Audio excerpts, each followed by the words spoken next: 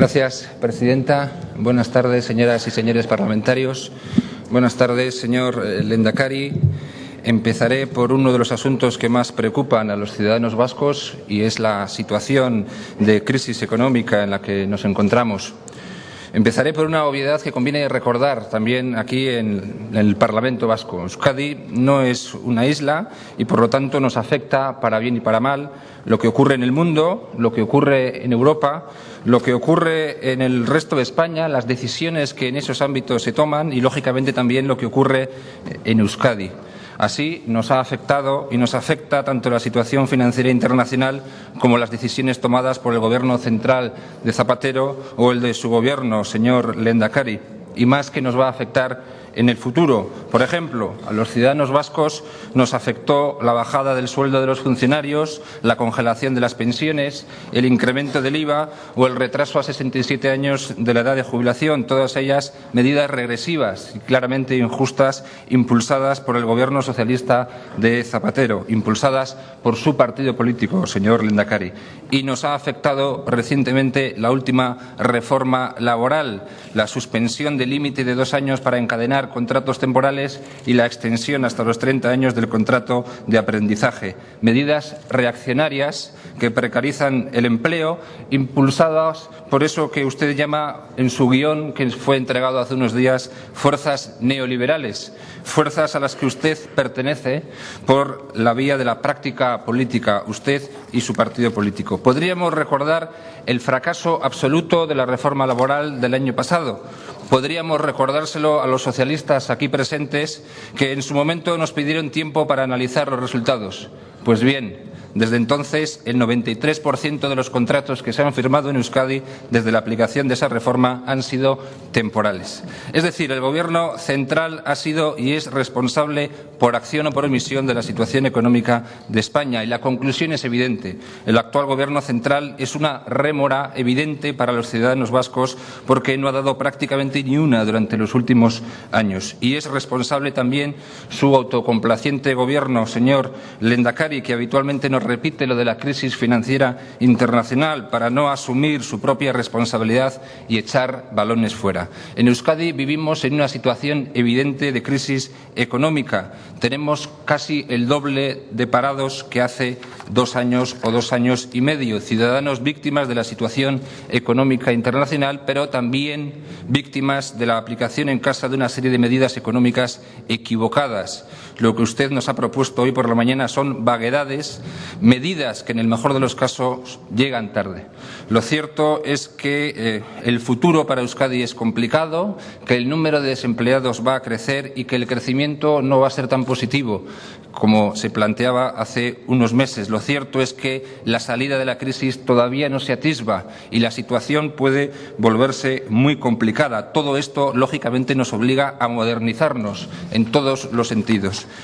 Podemos dar una serie de datos concretos. Más de la mitad de los vascos no pudo ahorrar nada en el año 2010. Más de 400.000 asalariados siguen sin renovar sus convenios. 33.100 hogares en los que no trabaja ninguno de sus miembros. 5.200 hogares más que hace un año. Casi la mitad de los parados de Euskadi no cobra ya ninguna prestación. Es decir, cada día hay más gente que lo está pasando peor en Euskadi. Por no hablar de la recaudación. Ciertamente, los ingresos no están cumpliendo sus previsiones. Es curioso, pero suelo recordar estas últimas semanas que en diciembre, durante el debate de los presupuestos, dije en esta misma tribuna literalmente: la previsión de ingresos no se ajusta a la realidad. Y la portavoz socialista se echó las manos a la cabeza. Hoy sabemos que era verdad lo que decía Unión, Progreso y Democracia. La previsión de ingresos no se ajustaba a la realidad. Por lo tanto, los presupuestos estaban mal hechos. Todo esto por no hablar del fiasco de las vacaciones fiscales o lo que puede ocurrir con el caso Robert. Ante esta situación, por lo tanto, su objetivo prioritario debería ser luchar contra el paro sin melancolía y sin excusas y tomar las medidas necesarias para modernizar Euskadi. Esta es su responsabilidad. Usted ha hablado de fiscalidad. Ahora dice que quiere discutirlo todo, cuando realmente lleva 2 años y medio negándose a discutir nada relacionado con este asunto. Aquí hemos planteado serios debates sobre fiscalidad y usted siempre terminaba respondiendo que no es asunto de su competencia. Podemos echar la vista atrás y esto ha sido realmente así. Ustedes eliminaron el impuesto sobre el patrimonio, que ahora han querido recuperar. UPyD llevaba reclamando toda la legislatura la recuperación de un impuesto sobre el patrimonio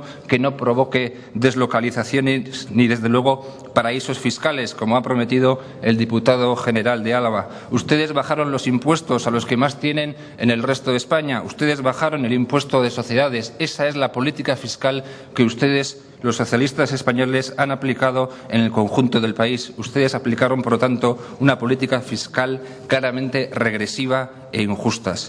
Nosotros sí pensamos que deberíamos modificar la fiscalidad, por ejemplo, eliminando el trato privilegiado de las rentas de capital o apostando por una fiscalidad mucho más justa y progresiva y luchando con mucho más ahínco contra el fraude fiscal. Ustedes despacharon todos los debates planteados por distintas fuerzas políticas acerca de la fiscalidad y la lucha contra el fraude fiscal. Pero obviamente no podemos hablar de fiscalidad, no podemos hablar de lucha contra el fraude fiscal sin decir que no tenemos por qué vivir obligatoriamente en la disfuncionalidad institucional que padecemos en la actualidad. No nos merecemos el entramado institucional vasco que tenemos. No es normal que en Euskadi, comunidad con apenas 2 millones de habitantes, tengamos nada menos que 4 parlamentos. No es normal que existan 3 haciendas forales con competencias fiscales. No es normal que tengamos luego que tener un hermético, desconocido y misterioso órgano de coordinación tributaria que trate de coordinar, no se sabe cómo, todas esas políticas fiscales que aplican los territorios históricos. Usted decía que pocas comunidades de nuestro tamaño tiene tantas administraciones como la nuestra. Realmente no hay ninguna que tenga tantas como la nuestra. No es normal, por lo tanto, que este Parlamento no pueda legislar sobre fiscalidad y sí pueda hacerlo, en cambio, las Juntas Generales. Y claro, no es normal que no hayamos podido poner en marcha un plan conjunto de lucha contra el fraude fiscal para poner coto a los 2.500 millones de euros que se calcula supone la evasión fiscal en el País Vasco. Estas cosas no son normales y, por lo tanto, hay que modificar el entramado institucional. Y ustedes tienen la responsabilidad de impulsar ese debate. Tienen la responsabilidad de impulsar un plan conjunto de lucha contra el fraude fiscal. Hace falta voluntad política y la realidad es que en estos 2 años y medio no la han tenido en absoluto. Esa es la realidad. Por lo tanto, medidas de calado son necesarias. Reformar el Estatuto de Gernika, reformar a fondo la Ley de Territorios Históricos, aprobar de una ley por todas una ley municipal que sitúe a los ayuntamientos en el lugar que les corresponde. El modelo territorial no es un fin en sí mismo, sino un medio para garantizar el mejor servicio posible a los ciudadanos. Esa es una responsabilidad que habrá que tratar muy seriamente en los próximos meses y en los próximos años. Tenemos que poner en evidencia a los foralistas que impiden la modernización de Euskadi, impulsando tantas veces como sea necesario este debate. Es fundamental. Objetivos, por lo tanto, de modificar este entramado institucional, acabar con la hipertrofia administrativa, conseguir servir mejor y de manera más igualitaria a los ciudadanos, evitar duplicidades, evitar recortes sociales y habilitar mucha más igualdad. Este es el trabajo que va a quedar pendiente en Euskadi en los próximos años. Termino hablando de lo que es la lucha contra ETA. No estamos de acuerdo en que sea necesario un plan de paz. Los vascos no necesitamos ningún plan de paz porque no estamos en guerra. Los vascos necesitamos libertad plena, que es lo que no hemos tenido en los últimos 75 años. Y los demócratas vascos necesitamos que esta historia termine con vencedores y vencidos, señor Lehendakari. Hay que evitar, desterrar, rechazar a toda costa políticas contemporizadoras. Hay que hablar claro, hay que decir que no podemos admitir el chantaje de una banda terrorista que no ha sido derrotada aún, como usted ha dicho, señor Lehendakari.